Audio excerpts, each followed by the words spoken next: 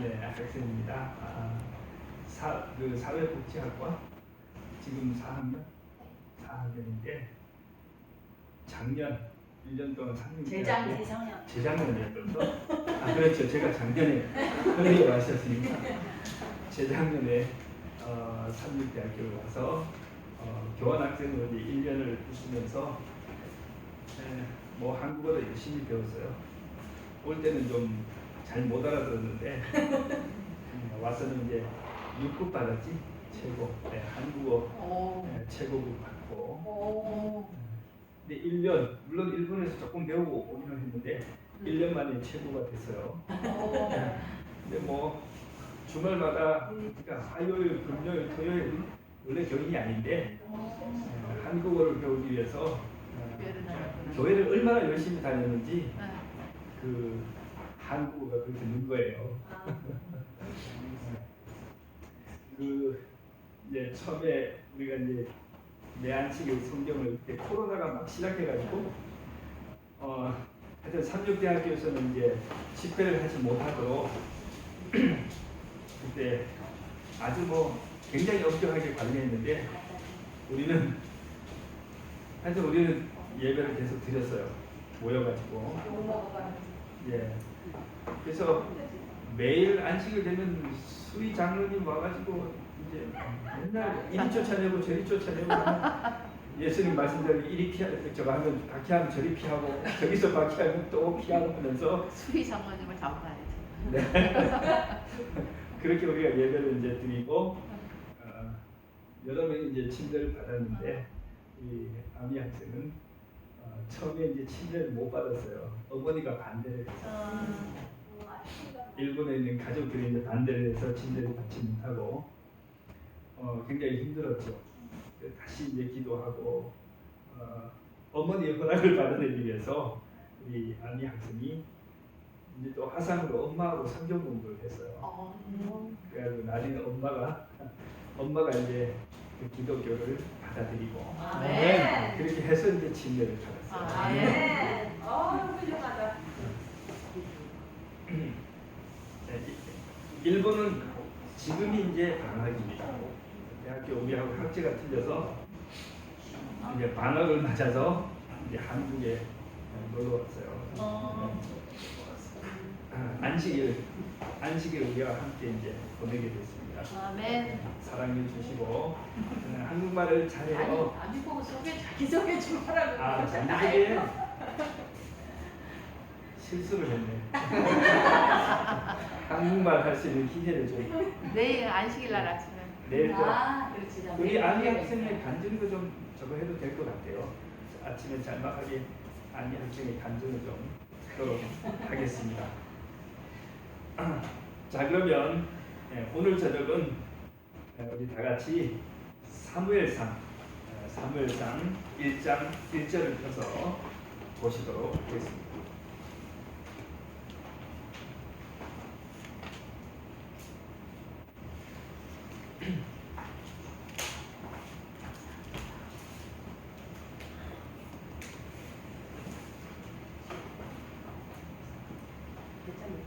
일 장 1절 사무엘상 1장 1절입니다.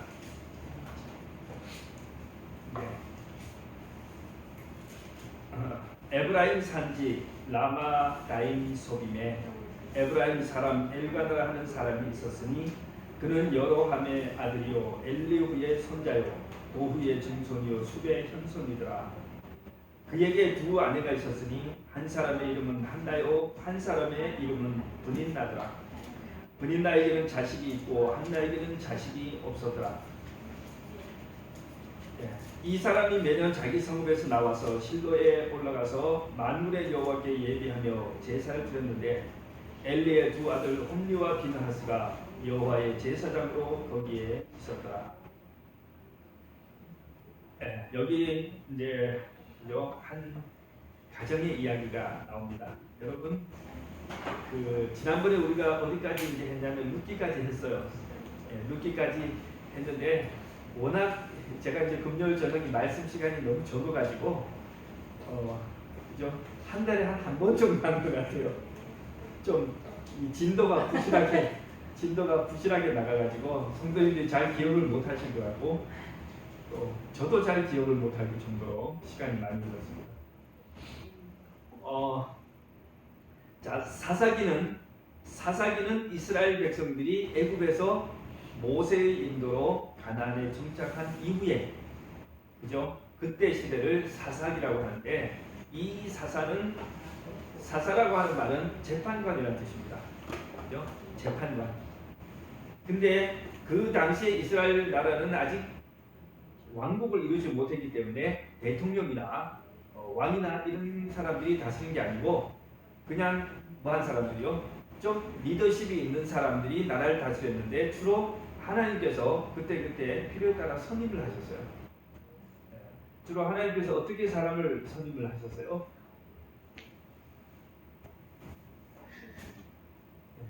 근데 평소에는 각자 자기들 살고 싶은 대로 살다가 이제 외적이 침입하거나 국가의 중대사가 있으면 갑자기 어떤 사람이 성령 받아가지고, 그죠?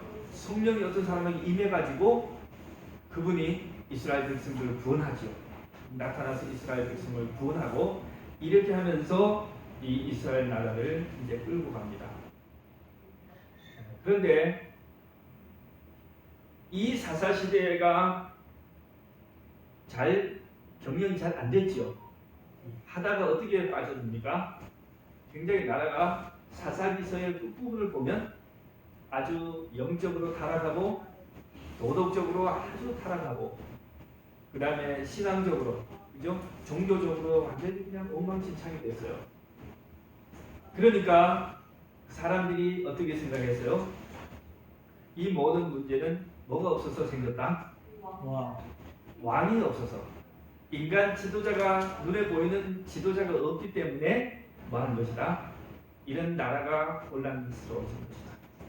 그러니 뭐 해야 되겠다? 왕을 세워야 되겠다라고 하는 마음을 뭐 했다는 거예요? 백성들이 마음속에 품고 있었다 이거죠. 그런데 아직도 이 사사들이 왕의 필요를 얘기하거나 이 선지자들이 나와서 왕에 대해서 얘기를 하지는 않습니다. 역시 왕은 누가 달라고 그러냐? 백성들이 달라고 그래요.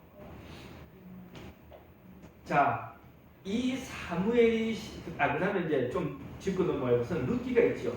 룻기도 언제 이야기예요? 시대적으로 룻기도 사사시대 이야기입니다. 그래서 이제 룻기도 끝나고 사사기도 이제 끝났으니 우리가 이제 사무엘로 넘어가는데, 사무엘서를 여러분 읽어보시면 저기에 사사기에 그냥 연장처럼 보입니다. 자, 이 사무엘서의 저자는 누구일까요? 예? 예, 사무엘이라고 생각하죠.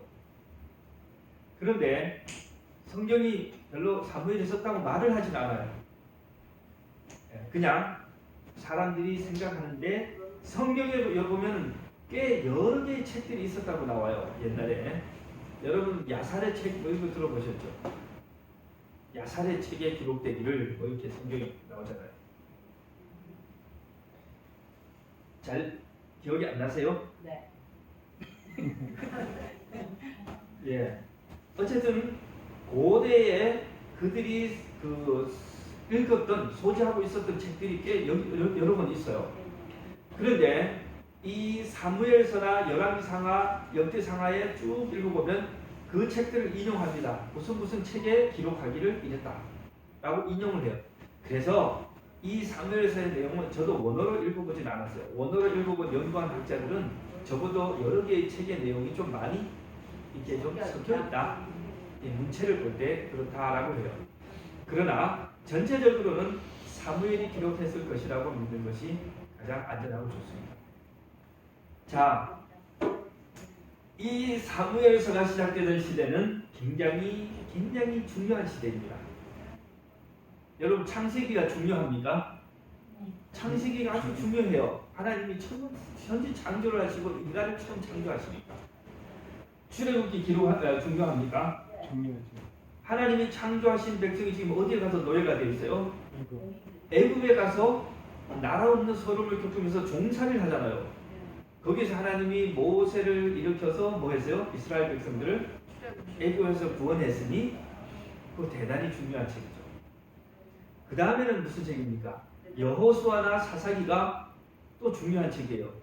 왜냐하면 약속의 땅 가나안에 가가지고 그 땅을 차지하고 뭘 세우고 있어요? 나라를 지금 세우고 있잖아요. 사무엘은 어떻습니까? 사무엘서는 중요한가요? 사무엘서는 중요해요. 사사기라고 하는 무슨 시대? 이 사사의 시대에서 지금 어디로 넘어가는? 이스라엘의 왕정으로 근대 국가로 탈바꿈하는 하나의 중요한 전환기에 있는 책입니다. 그래서 사무엘이 굉장히 중요한 역할을 하는데 어떤 사람들은 말하기를 거의 모세와 같은 역할을 했다. 모세는 뭐 했냐면 나라를 세웠고 이스라엘이 나라를 세우고 뭐 했어요? 하나님과의 언약을 체결하고 율법을 줬는데 이 사무엘은 사무엘서의 이 사사 사무엘은 나라를 세우고 그죠? 이스라엘 근대 국가를 세우고 뭐 했어요? 모세의 언약을 이스라엘 백성들로 하여금 지키도록 다시 언약을 갱신하는 역할. 언약을 다시 체결해요. 그런 면에서 사무엘은 굉장히 모세만큼 참으로 중요한 비중을 차지하고 있는 사람이다. 그렇게 말합니다. 자, 그런데 사무엘상이 시작되는 이 시대는 굉장히 좋지 않은 시대죠. 영적인 암흑 시대로부터 이제 출발해요. 자, 영적인 침체가 이제 계속되는데 사무엘이 태어날 당시에 이스라엘의 사사는 누구였을까요? 예? 엘리. 엘리가 당시의 사사인데 성경을 좀 읽어보면 오히려 사사기 후반보다는 굉장히 이 이스라엘이 뭐 한 것처럼 보여요. 잘 안정이 된 것처럼 보입니다. 그죠? 엘리는 사사이면서 동시에 뭐냐 하면은 제사장이었어요. 그러니까 정치와 종교가 엘리의 지도하에 꽤 제법 그죠? 정착이 되고 안정을 잘 누리고 있었습니다. 그런데 실제로 가장 큰 문제가 어디에 있었어요? 제사장 집안에 있었어요. 엘리가 일어나가지고 뭐 했는데 그죠? 정치, 정권과 그 다음에 종교를 다 잡아가지고 뭐 했는데 아주 평화롭고 안정적으로 통치는 하고 있었는 것처럼 보이지만 가장 큰 문제는 그 집 안에서 지금 옮고 있었어요. 여기 잠깐 이름이 언급됐는데 두 제사장 홈리와 비니아스 이 두 사람이 아주 불경건한 하나님께 아주 불순한 제사장이 되었어요. 하나님의 성전을 더럽히고 예배를 왜곡하고 이스라엘 민족 전체의 신앙에 아주 나쁜 영향을 주고 있었습니다. 하나님께서 세우고자 지금 한 중요한 이 사역에 대해서 이 사람들은 아무 생각도 없고 하나님의 하실 역사를 방해하고 있는 그런 사람입니다. 마이크로폰 좀 키세요. 네? 마이크로폰 좀 키세요. 마이크를 켜져 있는데 제가 들고 할게요. 목소리가 워낙 작으셔. 근데 그게 저는 이해가 안 가는 게 목사님. 네. 그 부모가 그렇게 훌륭한 제사장 역할과 이렇게 저기 하는데 어떻게 아들이 평소 그렇게 닮은 아들이 나왔을까요? 나 이해가 그게 자꾸 안 가요. 그래서 이제 이 사무엘서는 그 굉장히 중요한 대비를 보여주고 있는 것 같아요. 뭐냐면 엘리가 키운 자녀들과 그 다음에 사무엘 굉장히 대조를 그죠? 보여주잖아요. 근데 제가 한 가지 이제 여쭤볼까요? 사무엘상에 보면 한나에게 여호와께서 임신하지 못하게 하셨다고 얘기하셨어요. 예. 예. 근데 그거하고 이제 대조를 해보면 하나님께서 한나에게 임신을 못하게 하는 거하고 그 엘리 제사장의 아들들이 그렇게 타락한 거하고 굉장히 저기 하는 거하고 이렇게 보면 거기에 그 섭리가 그 아들 둘이 어떻게 폭정 그렇게 심하게 그 훼손하는 그런 일을 했을까 이게 도저히 이해가 안 가는 거 예. 그래서 이제 이 사람들이 어떻게 태어나고 성장했는지에 네. 대해서는 성경에 기록이 없으니까 없어요. 우리가 이제 뭐 임의로 판단하기는 어렵지만은 그러나 성경에서 기록하기를 이 두 아들은 불량자라고 했고요. 성경에서 말하는 불량자는 부모님의 말씀을 안 듣는 불순종하는 사람을 불량자라고 해요. 그러니까 어릴 때부터 순종 교육을 안 받은 것 같아요. 그리고 성전에서 했던 온갖 나쁜 일들, 그죠? 막 제사 지내는 사람들 달려들어가지고 강제로 하나님께 바치기도 전에 생고기를 갖다가 빼앗아가고, 성막에서 수종들은 여인들과 뭐 동침을 했다는데 동침이겠어요? 그냥 강간을 한 것이죠. 이 성전에서 하나님의 전에서 그런 일들을 했다 이겁니다. 그도 그 나라의 최고 제사장의 아들들이. 근데 사무엘을 읽어보면요, 사무엘은 대조적으로 정말 뭐했어요? 이 한나, 어머니 한나의 믿음의 영향으로 태어나가지고 그렇게 했는데, 사무엘이 성경에 보면 젖을 떼자마자 성전을 갖다 맡기고 그 다음부터 엄마가 교육을 안 했거든요. 그러니까 그 젖을 뗀다는 것이 몇 살인지는 잘 모르겠지만, 그렇다고 해서 막 10살씩 되지는 않았을 것이고요. 3살 되신 거 어떻게 4살이라고 이렇게 얘기해요? 예, 제 생각에도 한 서너 살 될 것 같아요. 이게 요즘처럼 이렇게 아주 어린아이. 젖을 막 몇 개월에 떼고 그러지는 않았던 것 같아요, 옛날에. 그러니까 이 어린 아들이 서너 살에 부모를 떠나서 성전에 가서 아무도 돌아보지 않고, 그저 엘리 제사장의 말을 잘 들었을 뿐이고, 아마 많이 본 것은 엘리의 그 두 아들들이 나쁜 짓 하는 것은 많이 봤을 거예요. 그러니까요. 그죠? 그렇게 자란 이 사무엘은 뭐가 됐어요? 아주 순종적이고 모범적인 표준이 됐어요. 근데 나중에 보면은 사무엘도 자녀들이, 나중에도 사무엘도 자녀들이 엉망이었어요. 그래가지고 이스라엘 백성들이 뭘 요구하냐면, 왕을 당신의 자녀들 못 믿으니 우리에게 왕을 달라고요. 그래서 이제 이런 사례를 볼 때, 이제 위대한 아버지, 훌륭한 아버지, 믿음이 좋은 아버지가 좋지만 엄마가 더 중요한. 엄마도 중요하긴 한데, 제가 보기에는 뭐냐면은 바쁜 부모님들이 자녀들과 함께 그 시간을 충분히 보내지 않는 것 같아요. 예, 목사님들 가정에 그런 사람들이 좀 많아요. 목사님들이 바깥에서 막 영감적으로 설교하고 막 이렇게 하니까, 훌륭하니까 사람들이 굉장히 저거 하는데, 나중에 이렇게 보면은 그 자녀들이 정말 교회도 잘 안 다니는 그런 사람들이 있어요. 예, 그래서 그때 얼마나 저거 하겠습니까? 저희들이 중국에 선교를 할 때 그 1000명 선교사 중에서 이제 영어를, 거기 우리가 영어 학원을 하나 하고 있어서 영어를 가르칠 수 있는 교포를 좀 보내주면 좋겠다 그랬더니, 진짜로 교포를 하나, 캐나다에 있는 우리 교포를 하나 보내줬어요. 근데 1000명 선교사가 공항에서 내려서 만났는데 보니까 생긴 게 무슨 중년 아저씨 같이 생겼어요. 얼굴도 시커멓고, 인상도 아주 험상궂고 웃지도 않고. 그런 사람이 나이도 꽤 많아요. 나중에 알아봤는데도 그때 30 몇 살이었어요. 네. 나이 30대 초반인가, 나이도. 그래가지고 이제 일단 우리는 선교사가 왔다고 이렇게 받았는데, 보니까 이 표정이 영 아니에요. 표정이 영 아니에요. 그러거나 말거나 이제 뭐 방도 아주 뭐 엉망진창이죠. 형편없는 방도 배정을 하고, 뭐 이제 일도 막 시켜서 영어도 가르치라고 하고, 찬물도, 따뜻한 물도 안 나오는 샤워, 막 화장실에서 샤워도 시키고, 이제 형편이 그러니까. 그래서 이제 우리가 제가 듣기로는 그분의 부모님이 아주 신실한 교우님이세요. 그리고 가족들의 목회자가 많고, 그 삼촌 한 분이 좀 많았지만은 지혜장님이세요.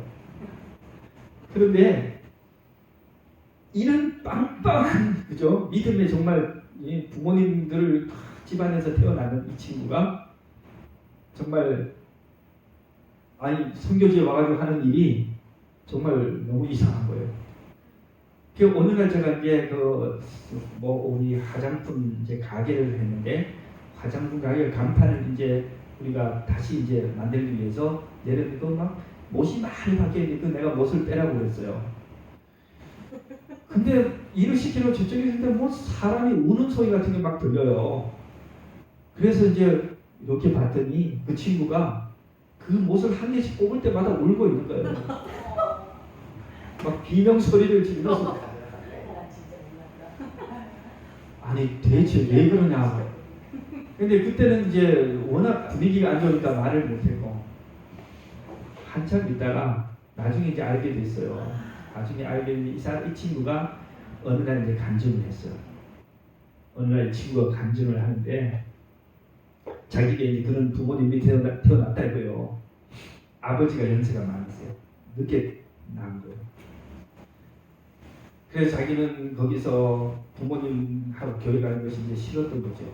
친구들하고 노는 것은 좋고. 그래서 날마다 친구들하고 놀러 다녔는데 이 친구들이 전부 교인이 아닌 거예요. 그러니까 이제 교포 2세들 중에서 교회 안 다니는 애들만 사귄 거예요. 그래가지고 이제 나쁜 짓을 다 한 거예요. 어릴 때부터. 그러니까 연로하신 그 부모님이 나이가 뭐 할아버지 할머니 비슷할 정도로 이 부모님이 얼마나 괴로웠을까요?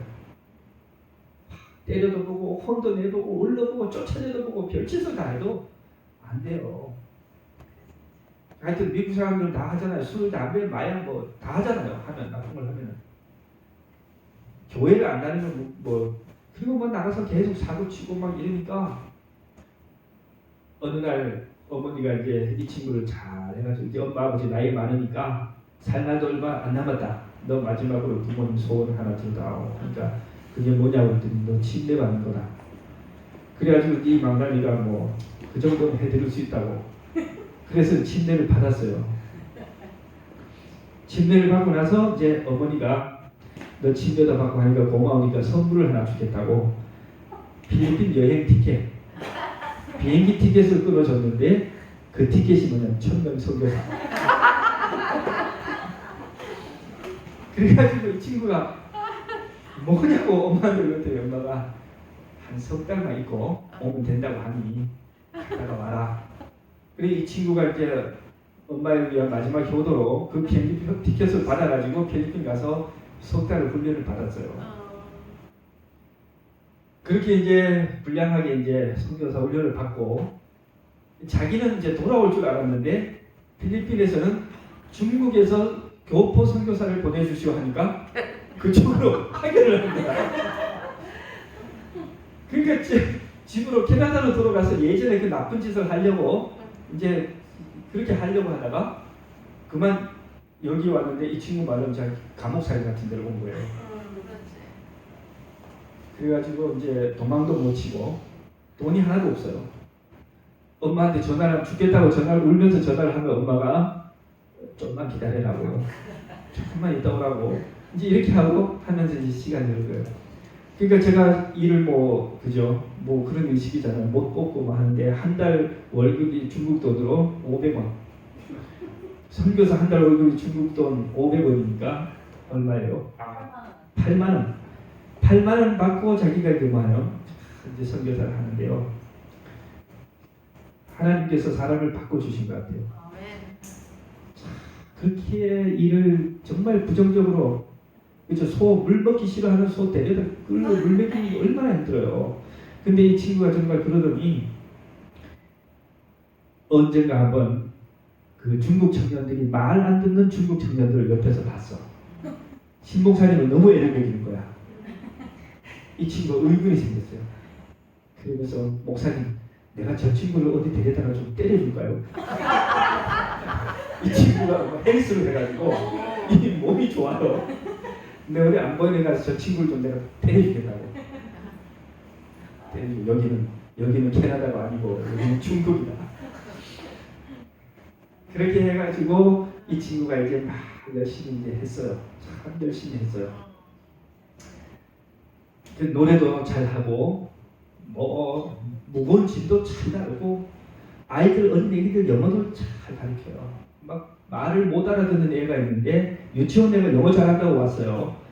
근데 중국말을 못해 애가 남자애가 한 5살 중국말을 알아는 듣는데 말을 한 개도 안 들어요. 그런데 이제 얘를 맡아가지고 1대1로 영어를 가르치는데 제가 저게 될까 싶었어요. 저게 될까? 제일 이제 꼴통 둘이 맞았으니까 선생도 꼴통, 학생도 꼴통. 그다음에 언어도 안 되고 이제 어떻게 되나 봤는데 참 제가 며칠 뒤에 한번 수업하는 정도를 갔는데 감동을 먹었어요. 내가 이제 수업을 이제 대충 끝내고 이제 청소를 하자. 근데 애 보고 이제 청소를 시키는데 뭐 클리닝 하면서 노래를 부르니까 이 어린 꼬마애가 막 자기가 어지러운 막 줍는 거예요. 그래서 청소를 딱 야, 그리고 또 이 친구가 칭찬을 해주고 아주 그래서 너무 이 학원에서 절대 받을 수 없다고 생각했던 애를 받아가지고 잘 가르쳤어요. 그렇게 이제 하다가 이제 한번 이제 간증을 했는데 자기 이제 간증이 그거예요. 자기는 정말 교회가 싫고 부모님이 싫고 나는 캐나다에서 친구들하고 노는 것이 너무 재밌었다. 그리고 사업도 했는데 친구하고 그 사업도 잘 됐다는 거예요. 전자제품을 뭐 중고를 갖다가 어떻게 해가지고 이제 되파는 그래서 돈도 꽤 많이 벌었다는 거예요. 근데 어느 날 하나님이 어머니가 비행기표가 사가지고 나를 필리핀으로 보내고 그 다음에 또 나를 속여먹고 청명 선교사하고 부모님 나를 속여서 중국으로 보내서 내가 정말 싫었다. 하루하루 집에 갈 날만 기다리고 있었는데 내가 여기서 중국 학생들, 중국 청년들이 나이가 어린 청년들이 거기서 일을 하고 있거든요. 많이 일을 하는데 그 청년들 월급은 한 달에 1,500원. 1,500원 우리 돈으로 한 25만 원 되잖아요.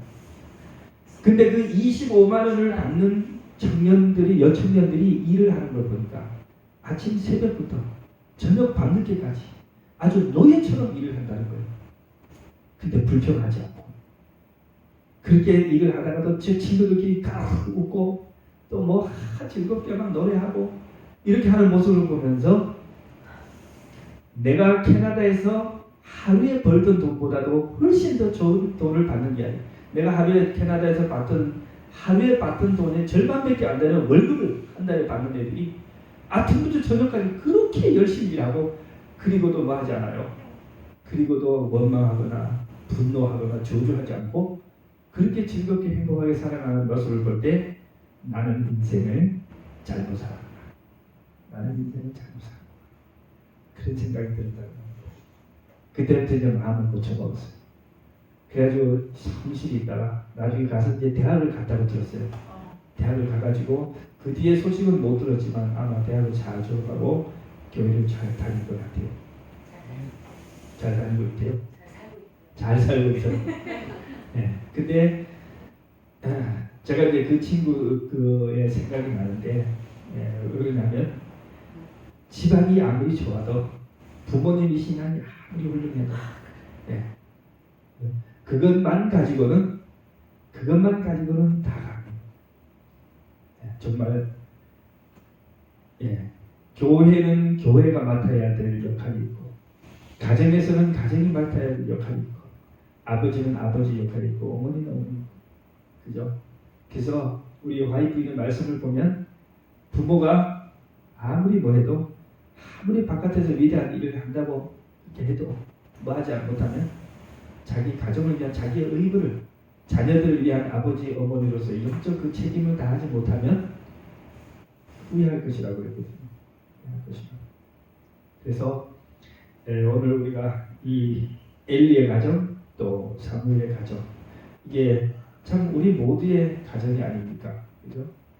그렇게 해서 우리가 영적 경계심을 가지고 또 이제라도 또 우리가 살아있는 한 뭐 할 수 있어요?